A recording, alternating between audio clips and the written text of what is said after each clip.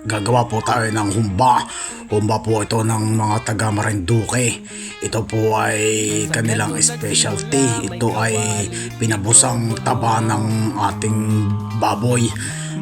Tuturo ko po sa inyo kung paano po ito ginawa. Sa isa pong talyasi, paghalo-haloin na po ang mga rekado, tuyo, suka, tapos pineapple juice at saka ang ating mga aromatic na sibuyas, bawang at saka paminta. Halo-haloin lang po natin yan at lagyan na rin po natin ng pampalasa, bechin at saka magic sarap. At saka mas mabuti po diyan ay mas maganda po lalagyan po ng madami-daming asukal. Kung kayo mahilig sa matamis, edi dagdagan nyo na po. Lalagyan din po natin ng rinaw para mas masarap, mas marami rin pong pineapple para ang tamis po ay mahaluan po ng kaunting asim.